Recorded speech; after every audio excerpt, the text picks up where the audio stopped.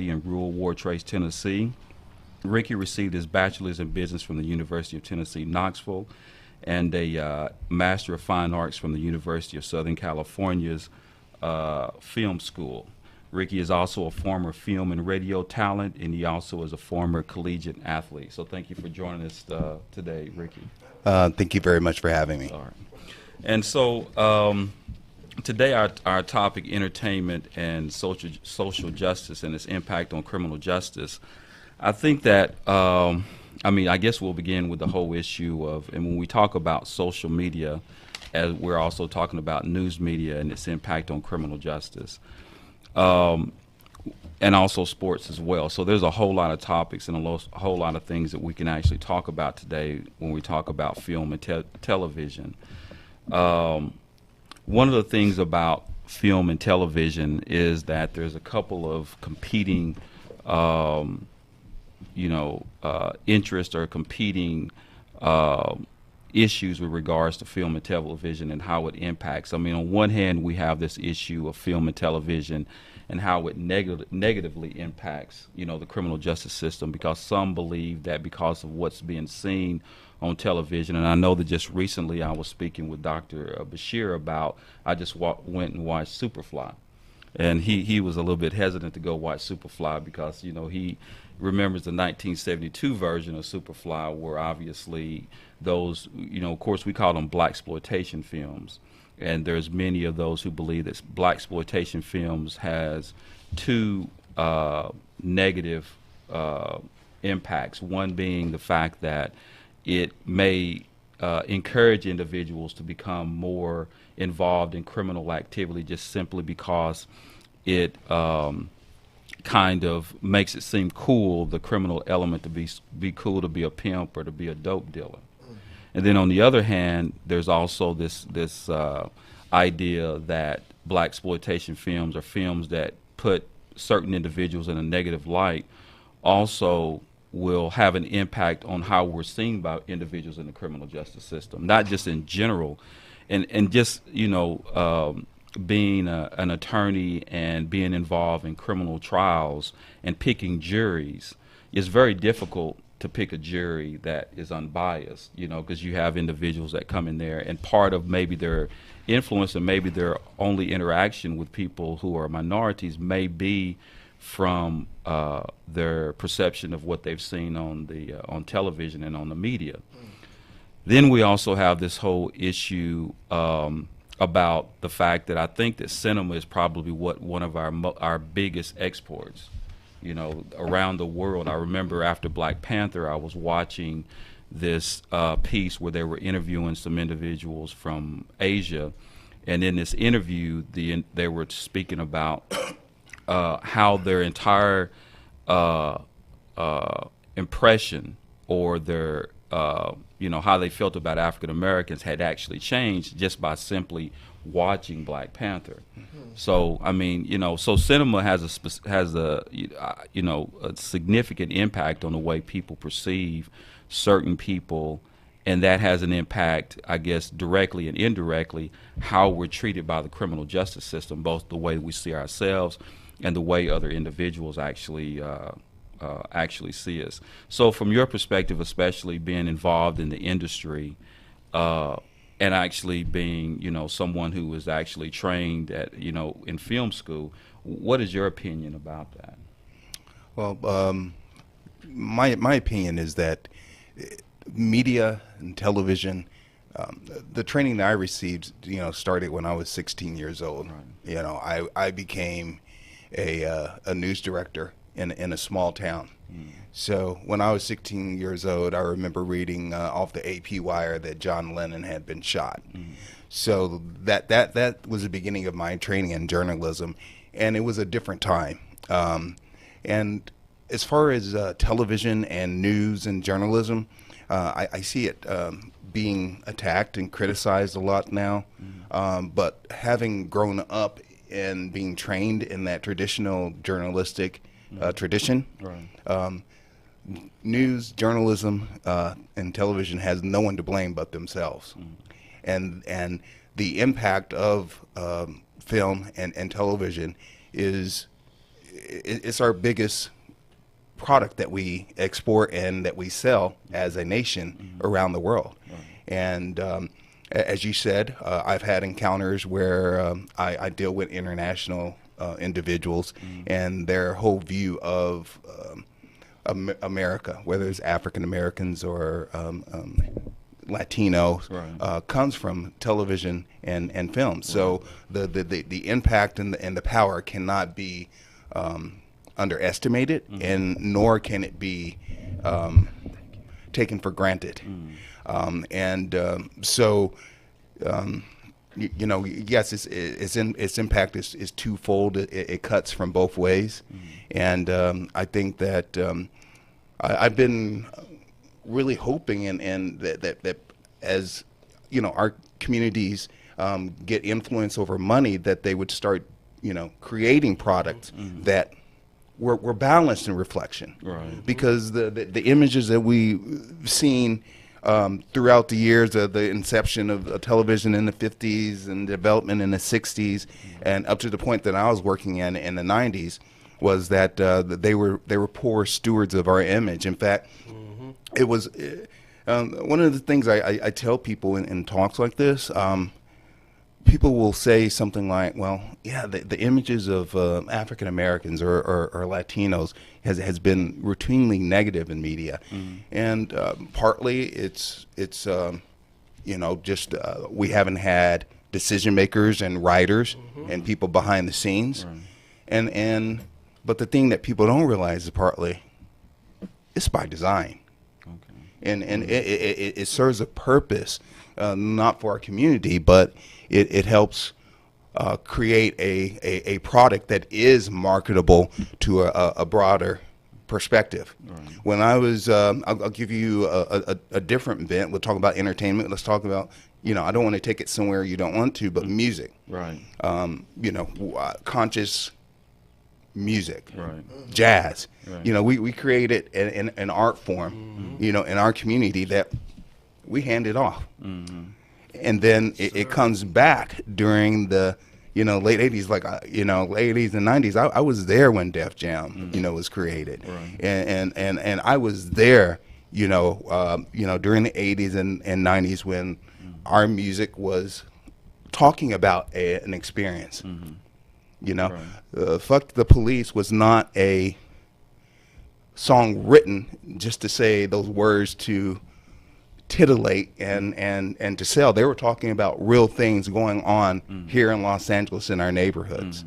And what you have now, and I saw in the late 90s and in the 2000s, it shifted. And that was by design. They did not want Public Enemy. They did not want music that had a message that was uplifting, because drama and conflict sells. You can't have a great movie without conflict.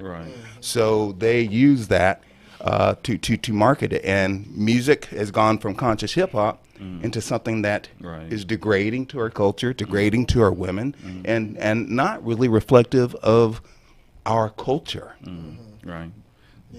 That's so true. I mean, when you talk about and that's funny, you talk about the conscious hip hop, and I mean, that's kind of like when you look at, you know, Brand Nubian, you look at Rakim, you look at KRS-One. I mean, it was just Public Enemy, just, you know, artist after artist after artist after artist who was talking about so many positive things. And groups. And groups, You listen to music now, you can look at, this is by design. You don't have the groups, you have the individual. You know, and all of that is, you know, driven by, you know, economics and the dollar, but also what I see, because I was trained in it, it has a spiritual connotation too. And by spiritual, I mean I'm not talking, you know, morals. I'm talking about you know, the human, the humanness of it. And you know, when you project these images, it has such a powerful image. You know, because I am a CEO and I am a principal of a company, but in what I do, I'm on the ground. So I'll go down to downtown LA, and I might be needing to get some flowers at the Flower Mart at 2 a.m. And I can see the people that they're used to dealing with that look like me. You know, it's either fear or, you know, you're less than. And, you know, I don't embody that. I don't personalize it. But it's because of those images that are being sent out. Right. It has nothing to do with our interaction. It has nothing to do with my person or my being. Right, right. Yeah, it's amazing, man. I mean, when you think about that, and how, and one of the things that we talk about is when you're talking about the issue of, and I'm going to talk about sports a little bit too, is that, and then we talked about a little bit last week about some of the protests that were going on and kind of how they were being criticized, sports, you know, like Colin Kaepernick and the fact that he was kneeling, and some of the other players who have joined in that protest, you know. And I was watching, maybe it was about a week ago. It was an older episode of Football Life. It was about Jim Brown, and I remember and I remember he was showing it was actually this picture that it's always engraved in my mind, where you had Kareem Abdul-Jabbar, Jim Brown, you had Muhammad Ali, and you know, several other different players that were together. The meeting, to deal with these social issues and make sure they were all on the same page. Right, because I'm sure they were all independent thinking men. Yeah. You know, each of them bringing a lot to the table, but I'm sure they all had different, you know, like we're sitting here. I want to know your your way of doing things, and your, I don't want to say agenda, but your focus and perspective. And it was cool that they kind of got together so we can have a united front, right? You know, and still keep our own, you know, ideas and identity is what I'm trying to say. Yeah.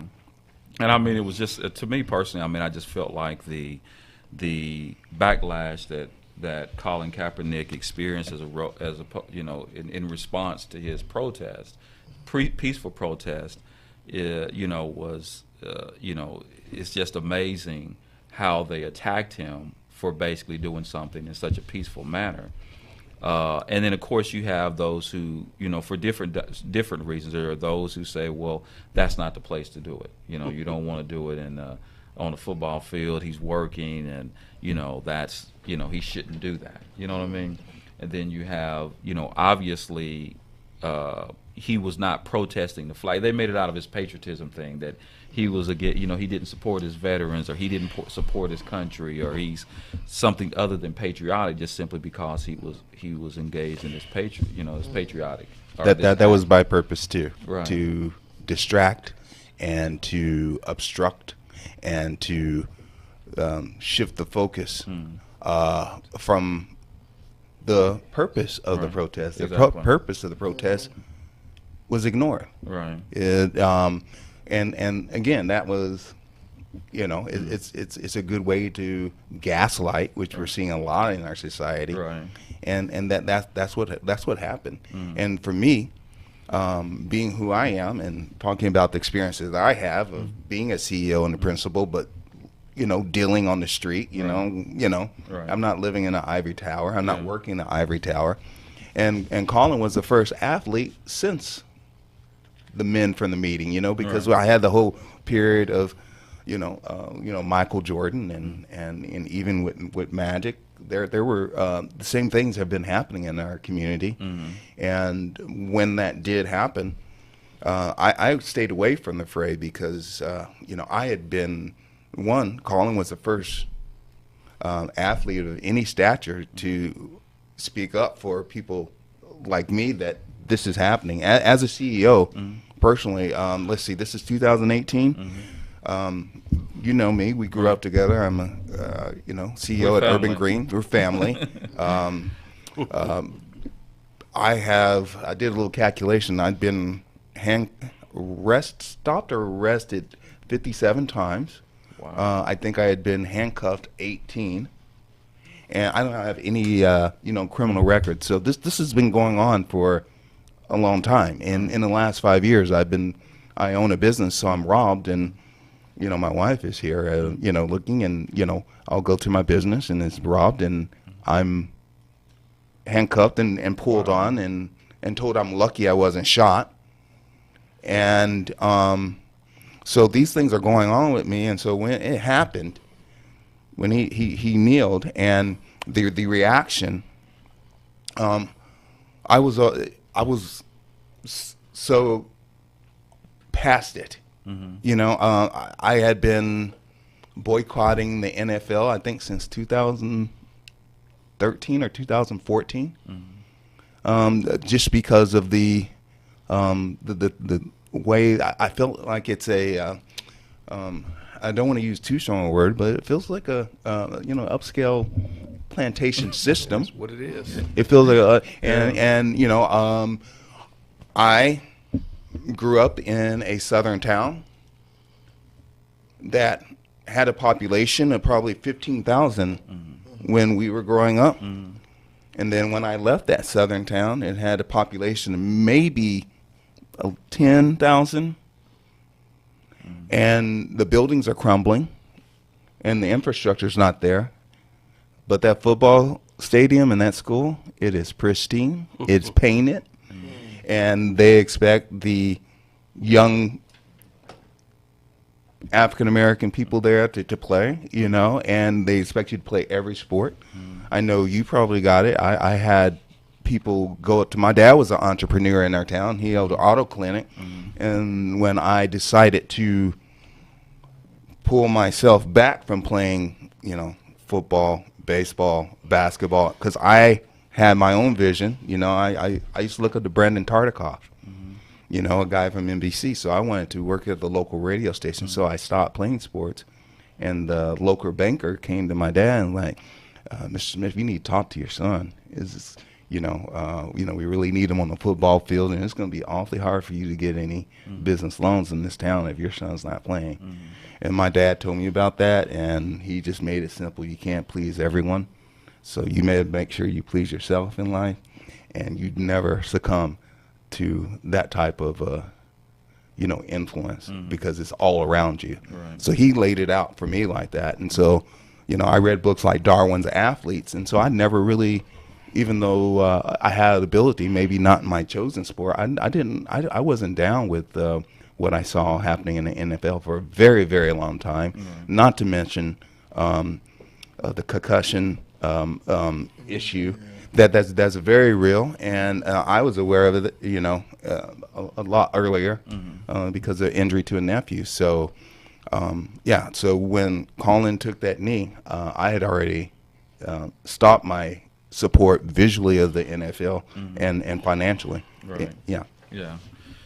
Yeah, I know, man. As far as the situation with the NFL, the fact that it's, it kind of, when you begin to think that now, of course, just recently the NFL came out with some sort of rule that prevented, they're going to be fined, I believe. I think they can stay in the locker room, right, if they do not, wish to stand for the national anthem. If they do come out onto the field, they are to stand and in the proper way, their stated proper way. And so really it was confounding to me why they would bring it back at this time. It's like the NFL. You look at what's happening in the NBA and their stance. Right. The coach of the Golden State Warriors stepping up. LeBron James and the players and Steph Curry saying, no, 45, you misdirected. You obscured what this young man's sacrifice was, right, and made it about patriotism. And that really hits hard for me because my father served in Korea and Vietnam, and he had to live through that. And how is a man that got out of duty with a bone spur, injury that I have and have worked with and played with, just so he could get out of war, but he's going to comment about patriotism. It's the modus operandi. It's COINTELPRO. It's the same book, and if we want to relate it to sports, what I have seen in the years, being a true, my family have owned land in this country. I'm not part of the corporation. this is pre-1928. So my family has owned land in this country since 1926. And I consider myself a citizen of the United States. And I don't consider myself a patriot. Patriots are con men to me. Citizens go out, they do the work, and they support the people in the community. I have not seen that from the individuals that have taken the attention away from what the protest was about. It was about African American and Latino people being mistreated by the police in the United States, and all across in every part of the community. And when they make it about patriotism, that's where scoundrels hide. Right. And so that's been the same way in this country. All we see are cycles. This is like Reconstruction again for me. Right. After certain gains, in 2008 with the Obama presidency, this is like a reaction toward the other way. Right. And they want to distract from the truth and distract from the real focus of the protest. Right. To keep status quo. Right. Yeah, I mean, one of the things that, there's those individuals that look at it from professional athletes, basically you're there to play sports. You're not there to use it as a platform to, make statements or to become a social activist. You're using this platform and the individuals, that goes back to what you're talking about, where it begins to start seeing this plantation ideology where you're thinking, okay, you're here to do what you're supposed to do. Be quiet, do what you're supposed to do, and you don't need to use this as a way of making your social statement. In other words, and that's kind of troublesome to me, and that kind of brought me back when you're saying that they're using when they attacking him as if he doesn't have a right to do that. You're here to do something. You stay in your place. But then, for example, like when Tim Tebow took a knee in his protest for abortions, right? Then you didn't see any of that same type of dialogue or that same type of people being upset that this guy is using his status and using the fact that he's in the NFL to, support his cause. So in other words, I mean, there was clearly a double standard when it came to that issue. And also the fact that, what is also troubling is the fact that you had the President of the United States weighing in on the whole idea. That's what really blew it out of proportion. You got him tweeting and going on social media, trying to destroy this man because he was doing something positive. And the reason why, and it goes also back to the whole idea of what you were saying, Ricky, when you're saying that they want to change the narrative. So media and social media and entertainment, it all goes back to the whole thing is they're trying to create this narrative. And so Story. Now, exactly, and now that we're so intellectually lazy and we don't really want to read things and find out things for ourselves, it's these sound bites. You get these things from whether it's talking about entertainment, because you're using entertainment to kind of like paralyze you, to get you from thinking, and then you're using the new sound bite to kind of like direct you into certain narratives without you actually thinking about it. You see what I mean? So I think that when you begin, and that's the same thing when you start talking about the whole idea of the music industry, and when you start talking about that, and I remember there was one artist who had, he had sold millions or made millions on social media in his, in the work that he was doing, and they were offered him a deal. You know what I mean? And he refused that deal. Who was that? Do you remember who that was? Was that Chance the Rapper or somebody? It was a few of them. Yeah, I can't remember. Yeah, Chance the Yeah, Rapper. and so basically, Chance. yeah, and so basically, the young man was brilliant because he was not going to see they were going to buy him, and when they buy you, they buy your content. They buy. It's almost like the auction block. So then they get to control what you're saying. They're going to water it down, and then you don't have the opportunity to say the things that you want. And that's what happened to many of these other other artists is that basically the major record labels are not signing these artists that were popular, or the artists that basically have things positive to say. And if they do sign them, then they shelve their work. You know, they don't want to put anything positive out, or when they, because listen to some of the stuff that you're hearing, man. It don't need to be positive. It just needs to be, part of our culture and real. I mean, there's some negative things that happen in our culture that we're talked about, but it needs to be talked about in a way that uplifts, whether it's negative or positive. Exactly. And that's the thing that they want to take from the equation. Right. Because they want that intellectual laziness that you were talking about earlier, and entertainment. Right. I used to separate news and entertainment, and the lines have blurred. One of the reasons that I learned when I was in business and I had difficulty with it, and it's one of the reasons I moved out. I backed away because it's also used to distract. It's used to, well, they call it program, so it is programming. It's used to drive and funnel and direct, society's thoughts and their impressions about men with dark skin, or just people in general with dark skin, or poor people in general.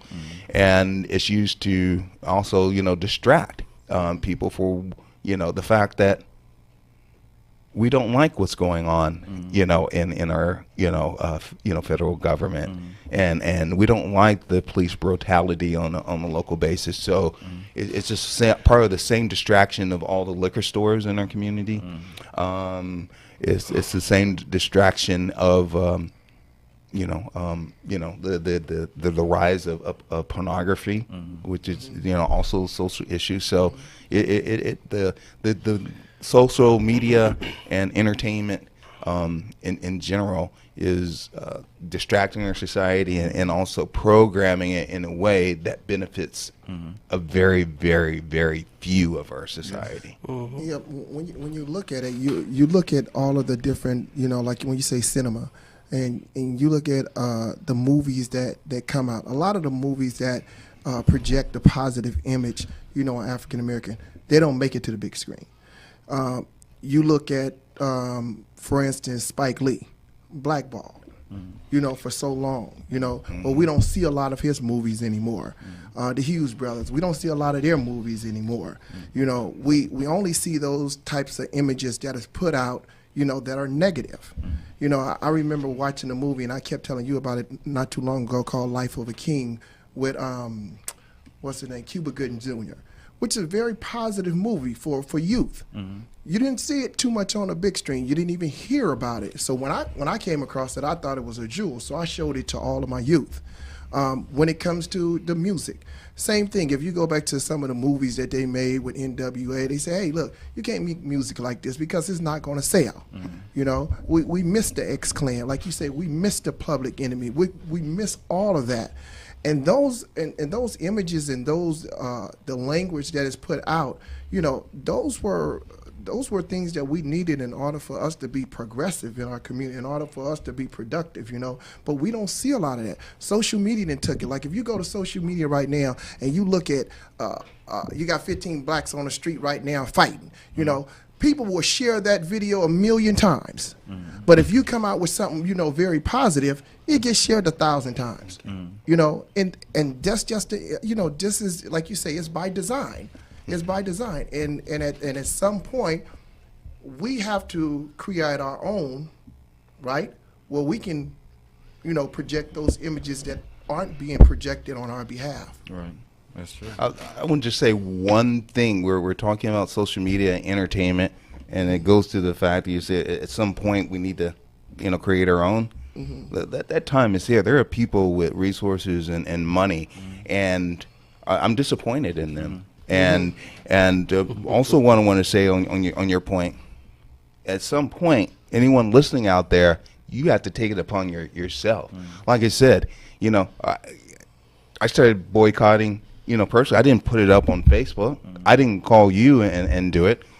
we did it in our own home, and so people, you talked about the social media and the fight videos, 15 black folks fighting.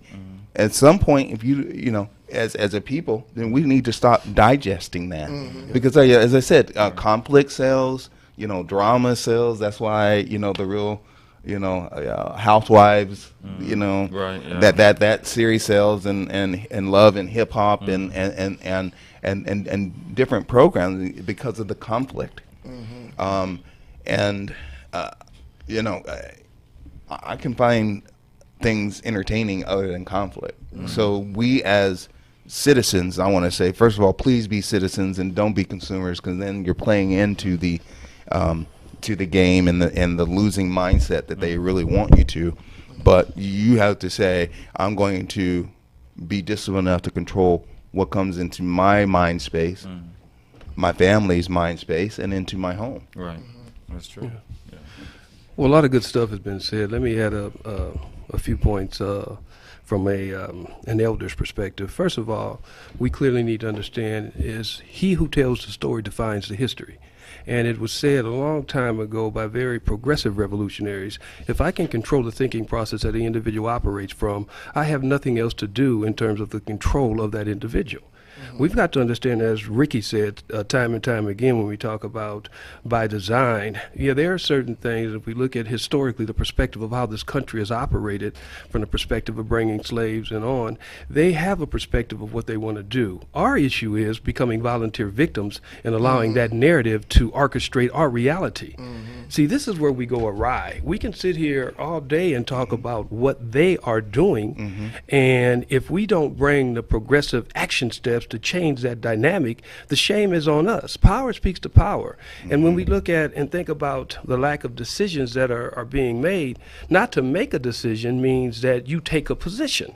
And this is referring to our athletes. When you go back to John Smith, when you go back to the revolutionary movement of the 60s that challenged the pro structure, knowing the sacrifices that were going to be enshrined upon them, that took a gut check. That took a courage that we have not seen. We don't understand in this dynamic in the last 2 or 3 generations what collective sacrifice means. Collective sacrifice means that I might not benefit individually, but if the power base I'm operating from, if my community and my people benefit, we all benefit in that process. The brother talked about the individuality. That relates to that. Now, when we think about protest has always started from a seed of dissatisfaction. People don't protest because they're satisfied with the status quo. They protest because the conditions have become so adverse that they cannot stand to operate within that narrative anymore. So they're willing to step up and stand out and go against the power structure and say, we are going to stand against this and I'm willing to take up blows. The difference is what we see now is a lot of moments. We don't see true movements. What our young man, from the 49ers did was put a movement in place. Movements continue. Movements take effort. Movements take sacrifice. Moments are emotional situations that make us feel good at that time period. And when you're talking about a movement, you're talking about making those sacrifices that's going to be able to sustain both in the long and short term what those movements are. Lastly, when I look at my entertainers and I look at my athletes who say, well, I'm only entertaining and I'm only an athlete, that's bull crap. Okay, when you know your narrative is in a position of leadership, when you know those people that are supporting you are looking at you from that perspective of being a leader and defining to some degree their reality, you have a responsibility that you cannot chuck and say, I'm only doing this for the benefit of entertaining. No, you have to stand up and you have to take a position and you have to make sure those people who are following you know what you stand for, know what you represent, and know how much you spiritual sacrifice in terms of what that looks like. So when we talk about that whole movement, and lastly, when we talk about that visual presentation, we all know perception is everything. And my perception is my reality. So if my perception is of you and you're defining what my reality is, that becomes everything that drives me, that moves me, that builds me, etc. So again, if I've been in that position of leadership, and let me be real clear, you don't pick leadership. Leadership usually picks you. So if you're picked to be that leader, if that community is looking at you as that leader, there is a moral, a spiritual, and a psychological responsibility that you got to bring to the table to do the best for and by those people who do look for you in that leadership role. Right. Well, one of the issues with that is the difference between leadership and celebrity. The microphone and cameras will always go to celebrity. That's right. And That's what right. we have is too much celebrity and not enough leadership in our society. Agreed. And the other aspect, again, I got to take it right back to my people. If you're going to, and if you, celebrity culture is very destructive to our society right Yes. now, Yes. because there's no leadership in it, and if there's no leadership, there's no core to it, and it's frivolous, and it kind of blows with the wind, and as you said, it's momentary rather than building or structure an organization to make structural change. But I think it goes back to what you said, the difference between citizen and consumers. You know, when it comes to those individuals who are celebrity, they in it for the dollar. They don't care what it takes. If I got to dress up like Shanae to make a couple of dollars because it's going to demasculate my child because he's going to continue to sit there and watch it, and I get my pockets is fat, but my child is sitting here watching somebody like Shanae or me. I don't watch the Tyler Perry movies. I'm sorry to say that, but just me. You know, because- but it just emasculates your children. Your children sitting up there and thinking that it's acceptable to do certain things. And so those are the type of things that I stay away from. But at the same time, it goes back down to that dollar bill. You can't tell me nothing about being a leader. I'm here. I'm just an actor. I'm just the entertainment. I'm getting this money put in my pocket. Okay, if your kid's gonna watch it, you allowing your kids to watch it. That's the way they see it. That's the way you they know? see it. That's the way they But see see, it. Mike, we don't hold those, excuse me, Brother Bilal, we don't hold those individuals to our operating standard. If it's about money for you, but it's a degradation to me and my family and my people, I'm going to call you behind out. Exactly. We excuse the actions of our people too much. Too much. And don't bring that responsibility of putting them in check. And that's why they have gotten away with what they have gotten away with. Real quickly, I want to go back to the rappers. Now, let's look at the origin of rap. The origin of revolutionary rap came from the last poets. Yes. Okay, let's call it like it was. Yes. The origin of revolutionary rap came out of the movement of the 60s, which afforded a strategic template for how to move forward. That's when you had the prison industrial complex. That's when you had the drugs come into the community. That's when you had a flora of things which destroyed the community. But the point of it is we always have to go back and look at the rationale as to why things happen. What the inducement of real rap was doing, it was creating a strategic mindset of operation. It was creating individuals who had the ability to think and move as opposed to emotionally respond and react. And that's what had to be destroyed. But I gotta go back to the whole narrative here is we, and I think it's been echoed by all of us, we have to clearly understand our people have to start defining their own reality and quit being orchestrated to move in a direction because of a feel good, because of what you assume would be trinkets at the end of the day, etc. And we've got to understand we are going to have to take some blows to get where we need to get.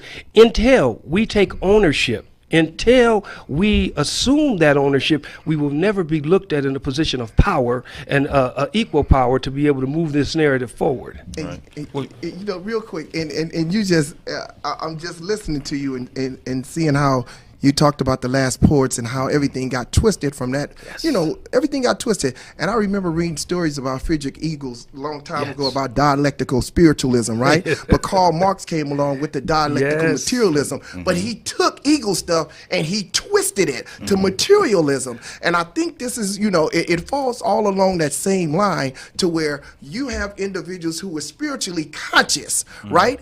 And then that dialectical materialism came in and just took hold and took hold of us and took us in a totally different direction, which was very destructive. Yeah. Gentlemen, aren't we seeing a pattern here? Is this something that Well is said. something Well that is said. becomes that is elevated, in its origin, that is uplifting in its origin. Right. Then it's, would you say, twisted? Yeah. Yeah. To become something reptilian, I'll call it. Yeah. Something base. And I don't mean Chuck D's base. I mean, so I'm seeing a pattern, and so as I said, it is by design, and we as a people, use our power. We don't use our power. Use our power. We don't use our power. don't use We our want power. to. We want to always.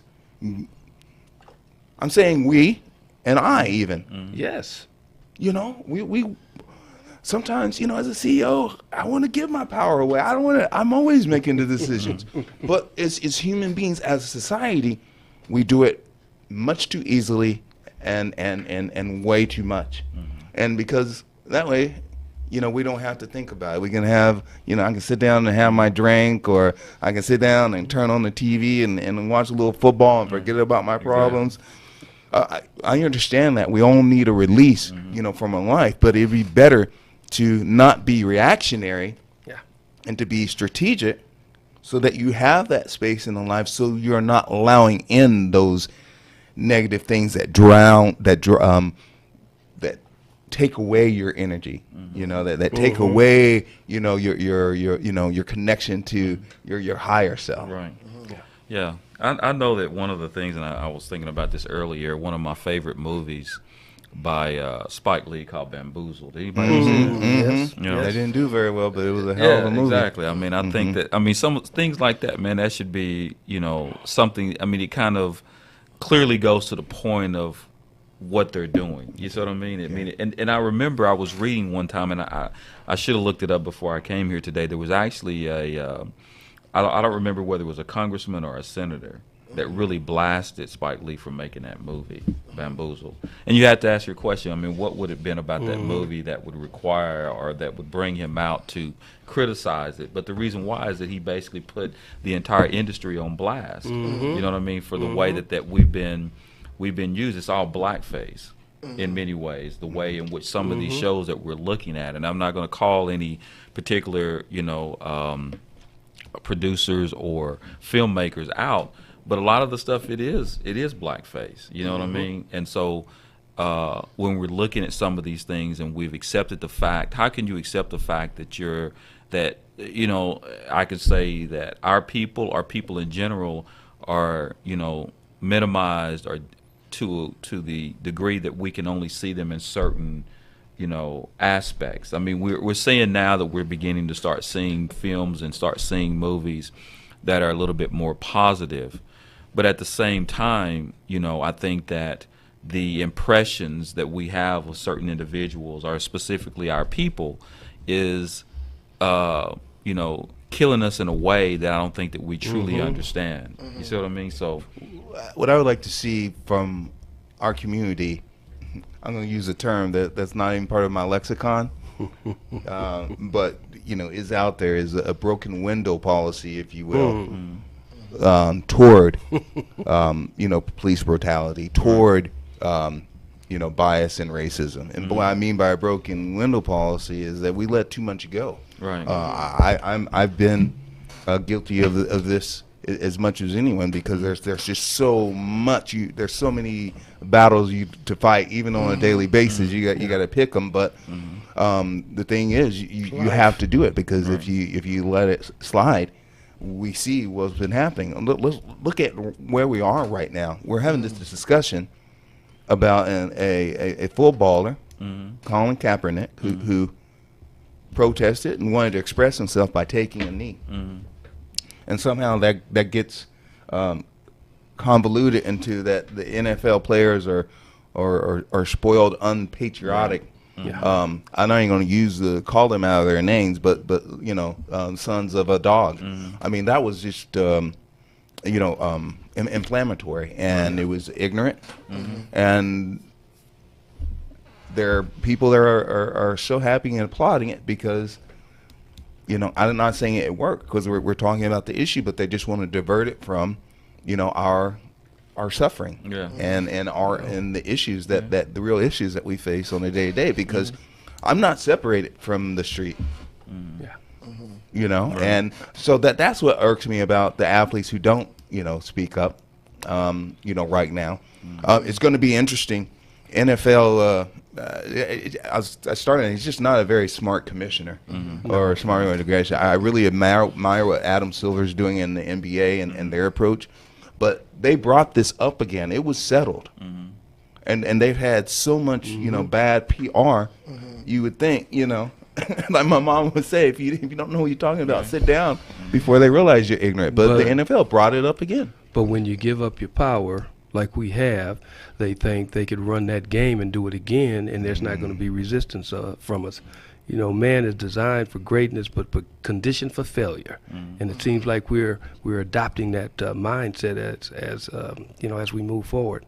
Do you think when I won't be watching, and No. That's my own personal decision, but I encourage everyone that's seeing what happening, just don't watch it and don't support the advertisers.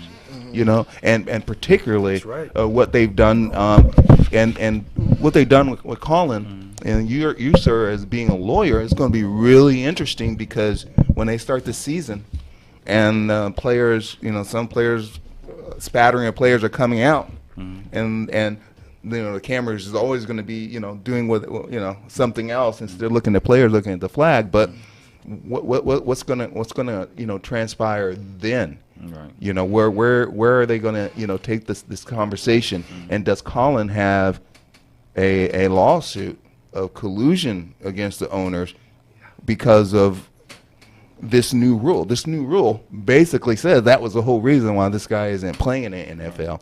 So it really helps his case. So I don't know where they're going with this or why they did it, but it seemed like a mistake to me. Yeah. And I guess as a millennial myself in the room, I feel like I can identify with the fact that we are seeing kind of more positive movements and more positive movies out there. Yet it's also important to note the fact that a lot of the impressions for our people and our communities also derive from social media movements. And they derive from YouTube, Snapchat, Twitter. Our president himself has used these social media platforms to reach people out there. And, I can agree that we live in this celebrity culture. And it is very destructive, like Mr. Smith mentioned.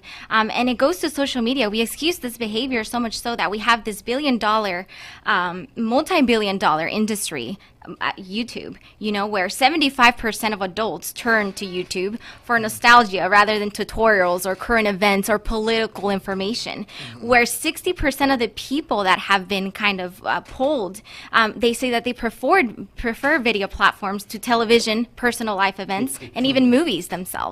So I feel like it's really interesting to kind of see that, we are living in this culture where social media is truly important, and seeing, players kind of come out and stand for a movement is something very interesting and very empowering to us young people, because we live by the moments. We live by that 5-minute video, by that 1-minute video that you see him kneeling down and you're like, okay, he's kneeling down. Why is he kneeling down? You look at that in a minute and then there, snap. I have a question for you, kind of and the question is, being a YouTube user, I feel like I started getting in a ghetto of YouTube because of the algorithm, and it started, and I would do research on YouTube about the opposition, and all of a sudden, when I hit my phone and I click on YouTube, it's everything I don't want to see. Exactly. It's point of views that aren't, and it's because of doing that research. So my question to you is the balkanization of our society, and how social media has had an impact on that. And by balkanization, I mean that I'm looking at YouTube and the algorithm is showing me, it's encasing me in a world with my perspective. Yeah. The reason why I know that is because I'm looking at YouTube, and it's not my perspective, but it's my research. Yeah. And so I'm thinking of an individual that thinks away. If they go on YouTube, they're only going to get the algorithms are only going to give you what you click on and what you Yeah. want. Right. Yeah, And that- totally. That creates a ghetto to me. Yeah, exactly. It does create kind of this sort of Digital bubble. ghetto. Yeah, yeah.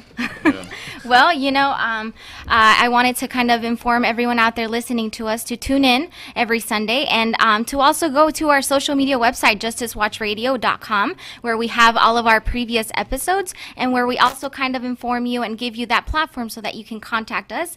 And also every Sunday, you can also call the number 909-792-5222 if you ever want to tune into the conversation. So back to Mr. Ellie. Thank you. You know what? We definitely could keep going on this on this topic, man. But one of the things I promised, this is Father's Day, and also I want to make sure that I acknowledge all the fathers out there and say Happy Father's Day to all of you. One of the promises that I made to one of my friends were that we were going to discuss real quickly, because he's one of those basketball, crazy about basketball. So I said we're going to talk about this before we leave, and it's the every question, every topic about basketball. We know that the Cleveland Cavaliers actually lost the NBA championship, so everybody's saying who's the GOAT. I said, I'm going to ask Ricky who the GOAT is. And by the way, Ricky was a collegiate basketball player. So my question to you is, who's the GOAT? Is it MJ or is it LeBron?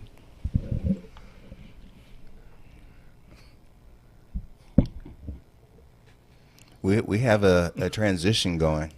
We have a transition going. I'm going to say that the GOAT is currently at 5:58 p.m. Pacific Standard Time.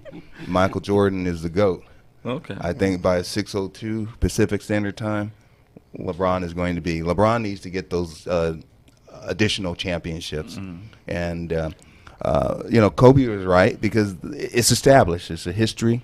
It's a culture and a history, and it's about championships. Right. And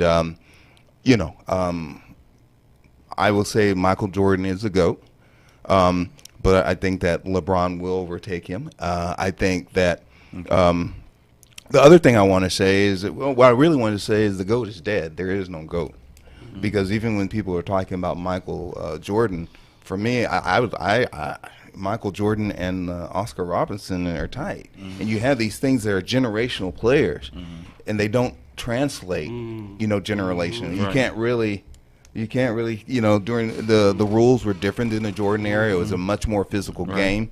So I think that a person that says Jordan is a GOAT would say, oh, if he played now, he would average 10 more points a game. Right. And if you're LeBron, it's like, well, they didn't have the same athletes, so so. Well, let me ask you this question. I know hopefully we won't run out of time. But anyway, so real quickly, who was the best point guard? Ever in the NBA? Yeah.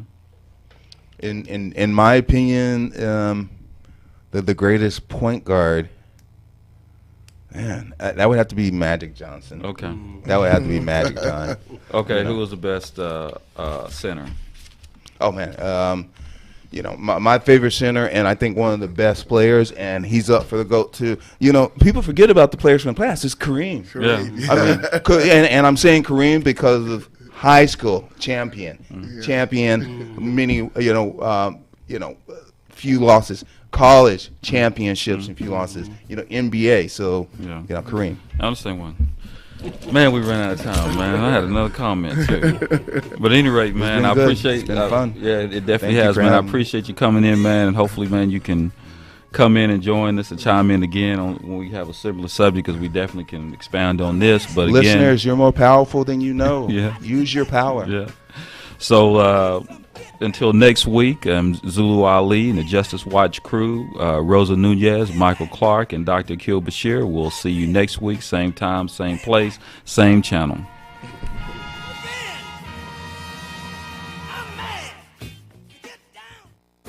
Your NBC Sports Radio update starts now.